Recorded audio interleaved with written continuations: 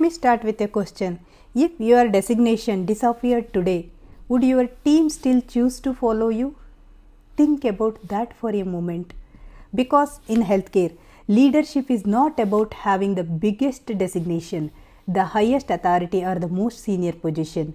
It is about the responsibility we take for our people, our patients, and our purpose. Hello everyone. Today we are going to talk about leading with purpose, becoming the healthcare leader every team needs. There is not just a discussion about leadership theory, it is about what happens when we walk into our hospital tomorrow morning. How do we respond when our team is under pressure? How do we respond when something goes wrong? How do we motivate people? And most importantly, how do we make sure that our leadership ultimately improves the patient care? So, let's begin our journey of leading with purpose. When we say leading with purpose, what does that actually mean?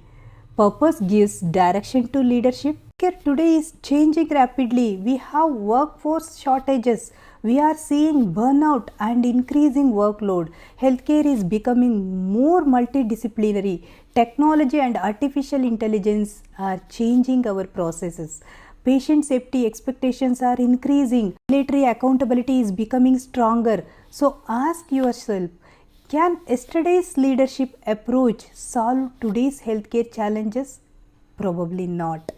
Today's healthcare leader must be able to manage not only tasks but also people, change, risk, technology, quality, safety and expectations.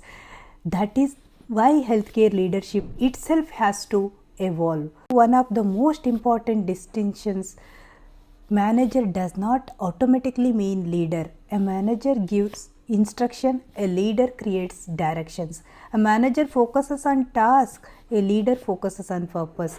A manager monitors compliance, a leader builds commitment. A manager solves today's problem, a leader builds tomorrow's capability. Management gets work done, leadership gets people committed to doing the right work.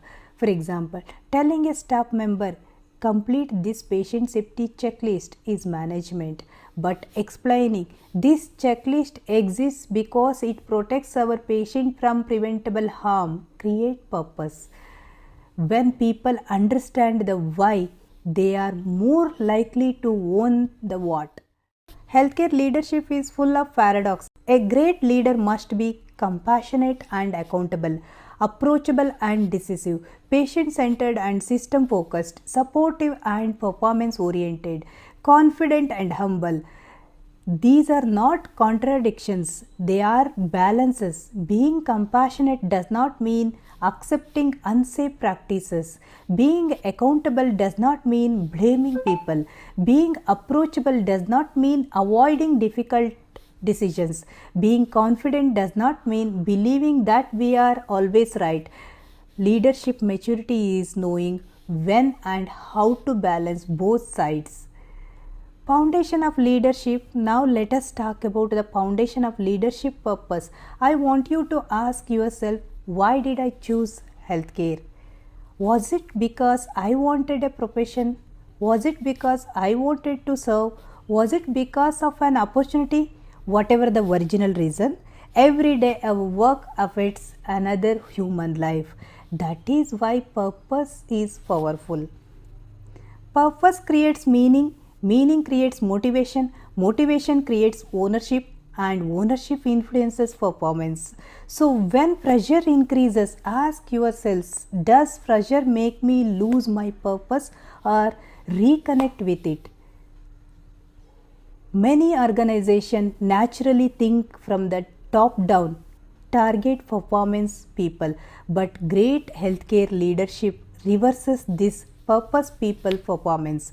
When purpose is clear, people understand why their work matters.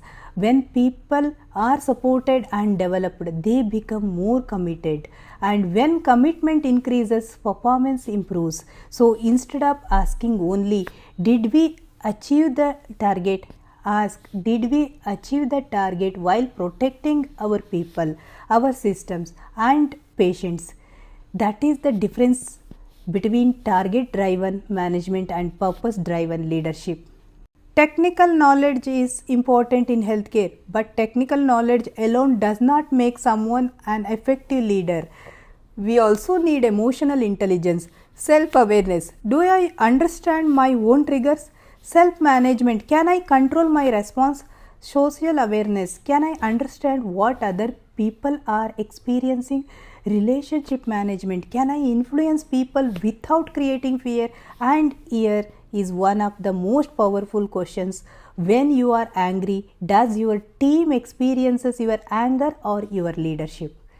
Think about that. Leadership is most visible when we are under pressure.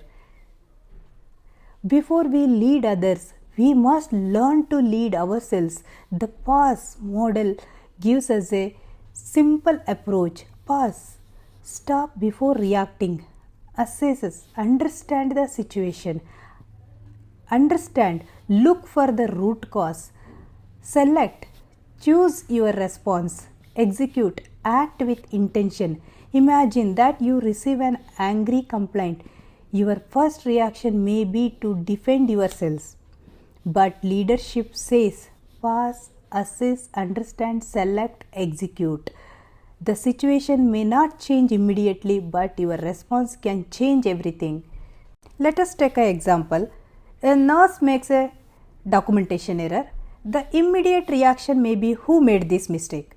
But leadership asks, let us understand what happened. Then we look deeper. What caused the error? Was the processes are clear? Was communication effective? Was the person adequately supported? And most importantly, how can we prevent recurrence? This is a major shift from blame to learning and from person-focused reaction to system-focused improvement. The objective is not simply to find someone to blame. The objective is to learn and prevent the next error. According to this framework, healthcare leaders have 5 important responsibilities. 1. Protect the patient. Patient safety comes before convenience. 2. Protect the team. Psychological safety, dignity and respect matter. 3. Protect the system. Processes should reduce variation and prevent errors. The 4th, develop people. A leader's success is measured not only by what they achieve but also by the people who grow because of their leadership. 5th one, protect the purpose. Never allow targets to overshadow why healthcare exists. If we remember these 5 responsibilities, our leadership becomes much more meaningful. Sometimes, while managing a hospital, we become focused on numbers, occupancy, waiting time, productivity, revenue, complaints and reports, but behind every number is a human being, a patient and family who have trusted us during a vulnerable moment. So we should always remember the patient is not an interruption to our work. The patient is the reason for our work. Every policy, processes, audit and improvement activity should ultimately contribute to safer and better patient care. Technology is transforming healthcare. We have electronic systems, automation, artificial intelligence, digital health and data-driven decision making. But technology by itself does not guarantee better healthcare. Technology can improve capability. Leadership determines how that capability is used. A leader has to ask, is it safe? Is it appropriate? Does it support our professionals? Does it improve patient care? Does it align with our purpose? Technology gives us capability. Leadership gives that capability directions. Often have to manage competing priorities. There may be financial pressures, productivity, expectations and operational targets. But one thing must remain central. Patient trust. A leader must ask, are we making this decision because it is convenient, because it is right? Short-term performance should never make us lose sight of long-term trust. Healthcare is built on trust. Patient trust our professionals. Team trust their leaders. Organization trust their systems. Once trust is damaged, rebuilding it takes time. What kind of leader will you become? Will you be a leader who controls or a leader who inspires? A leader who blames or a leader who learns? A leader who demands or a leader who develops people? We often think leadership is about big decisions, but leadership is actually visible in small everyday behaviors. How do you speak to your staff? How do you respond when someone makes a mistake? How do you behave when you are under pressures? How do you treat someone who has less authority than you? These everyday behaviors define your leadership. We all should remember purpose. Why do we do what we do? People, who are we supporting and developing? Patient, who ultimately depends on our decision. Performance, what outcomes are we creating? So remember, purpose, people, patient, performance. When purpose is clear, when people are valued, and when patients remain at center, performance becomes meaningful. That is what it means to lead with purpose. Before we finish, I want you to think about one final question. What will you change about your leadership from tomorrow? Will you listen more? Will you react less? Will you develop someone? Will you create more trust? Will you speak up for patient safety? Will you lead with purpose? Because leadership does not begin on a stage. Leadership begins tomorrow morning when you walk back into your hospital. Someone will come to you with a problem. Someone may make a mistake. Someone may need support. Someone may need direction. And in that moment, you have a choice: react or lead. Healthcare does not just need more managers. It needs leaders who protect patients, develop people, strengthen system, and never lose sight of purpose.